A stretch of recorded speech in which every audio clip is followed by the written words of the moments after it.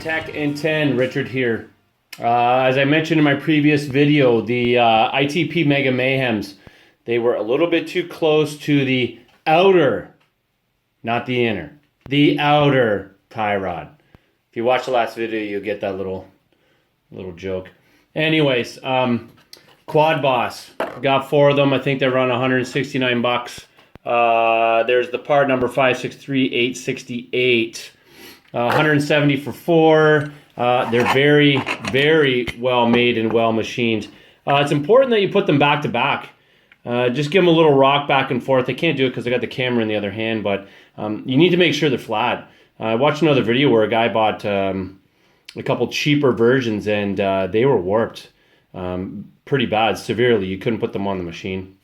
Self-centering, just like your rim. Throw the lug nut in there and away you go.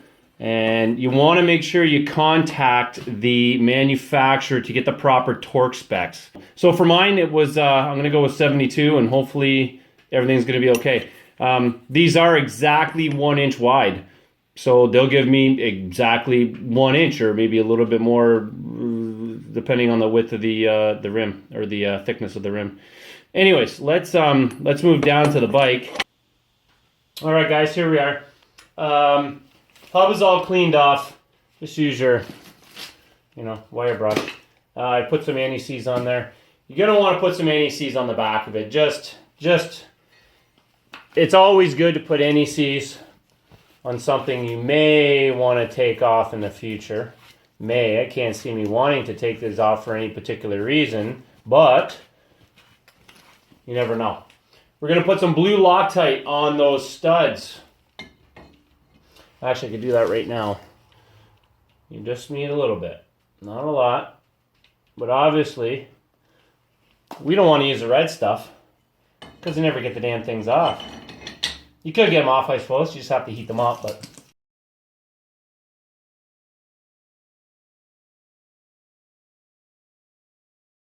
I'm going to go 72. I think it's 72. Somewhere in there anyway. So we're going to want to... I like going in 3 increments. Some guys like going in 2. So I'm going to start at 30.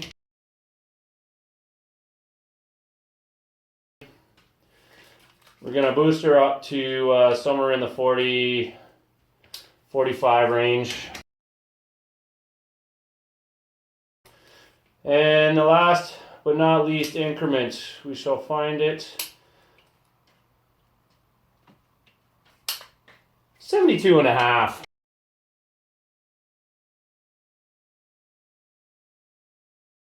Come on, come on.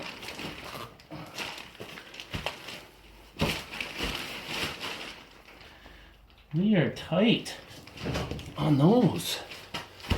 Wow, look at that. Just found out something here. These are not fitting on like they should.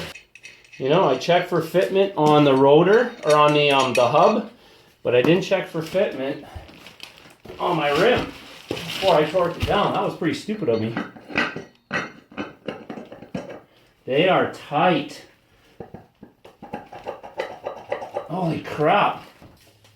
All I did was take a drill bit and gave it an ever so slight shave. And I mean ever so slight. And it turns out that's all it needed. Because on we go. Perfect. Just might have been some cast imperfections from the factory. Nothing is perfect, boys. That's for sure. So we're going to torque these down as well. All right, boys, that's good to go. Again, make sure you contact your manufacturer for your wheel spacers because as far as I know, these aluminum casts, they are going to have a different torque spec than a Steely. I believe the Steelies for these is 54, and these ones, like I said, are 72, 74, 73, something like that. So they are going to be different no matter what. Look it up, make sure everything is safe on the machine.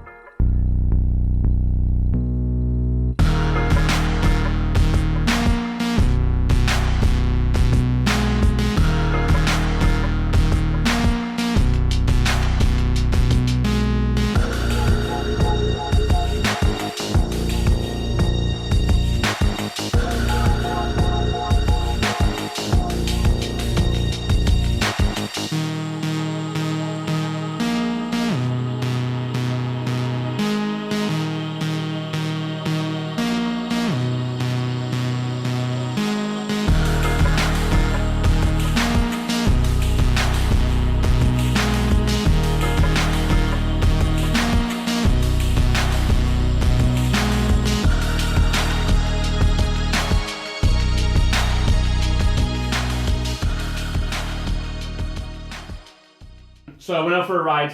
I got the 1-inch wheel spacers on, as you know. No noticeable difference as far as being on the highway. But what I did notice on the trail, I did have to cut across a snowmobile trail, so I didn't have to go over a big overpass. I'm really sorry, you snowmobilers.